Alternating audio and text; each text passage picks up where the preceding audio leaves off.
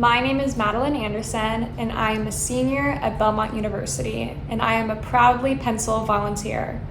Today, I'm going to be filming a STEAM activity, preferably within the science realm, and today we're going to be making our very own at-home snow globes. So the ingredients that you will need for this project are as follows. You will need 1 jar to house the snow globe. You'll need baby oil, which you can get at any grocery store. You have the option of choosing any color paint. For this experiment, I'm going to be using light blue and white to create that snow effect. You can also use glitter if you want to make it extra sparkly in your snow globe. You will also need just a little bit of water, a spoon, a small bowl, and then finally some Alka-Seltzer tablets, which you can find in the pharmacy aisle of your nearest grocery store. To begin this project, we're going to be opening up the lid and we're going to be adding just a little bit of water to our cup. Looks like I need a little bit more. What you're trying to do is fill about 1/4 of the jar up with that water. So let me grab some. Perfect. As you can see, we only just want to fill about 1/4 of the jar up. I'm gonna pour just a little bit out. Next, we're going to be adding the paint to our jar. So like I said, I'm going to be using white and light blue. You can choose any color that you'd like. We're going to be adding about a teaspoon's worth of paint to the jar. So I'm going to first add my white color, and I'm going to stir it really nicely in to make sure all that paint gets into the water.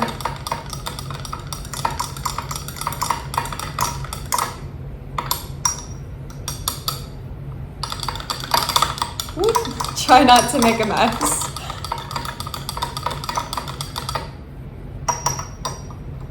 Now, because I love the color blue, I'm gonna add just a little bit of blue to my jar as well.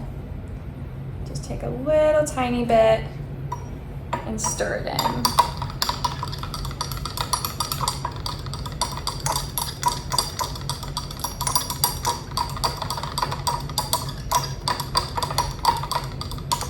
So when you're done mixing in the paint, it should look a little bit like the consistency of milk. So not super watery, but then again, not super thick.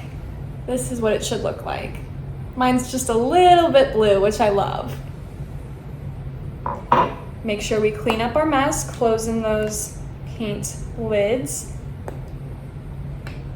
Next, what we're gonna be doing is taking the baby oil and filling the rest of the jar up with that oil. We want to leave a little bit of room at the top just so we don't overflow with the next steps. So I'm going to open this up. Be careful not to get this everywhere. It is slippery. And we're just going to add that to the jar. Takes a little bit long, which is fine. Perfect. Put the lid back on this oil. And I'll show you just how much oil we want to add. So you see there's still a little bit of room at the top so we're not overflowing. Now we're just going to let that sit there.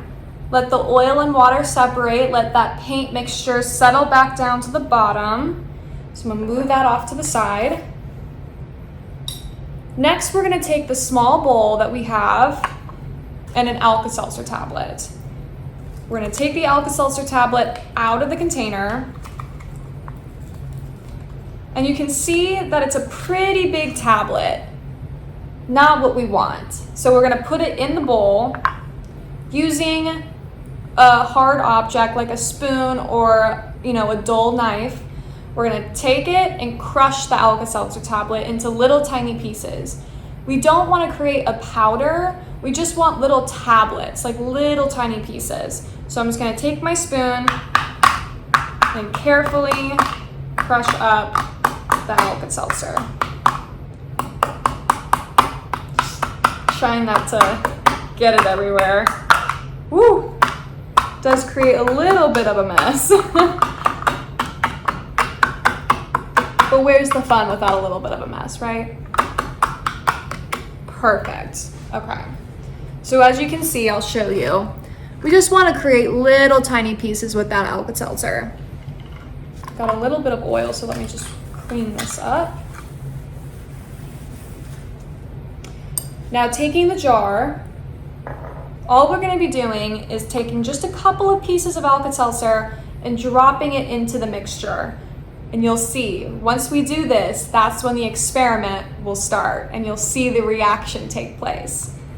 So I'm going to take these little pieces and watch. Look at this. I'm going to show you. Look at the cool little snowstorm going on in the jar.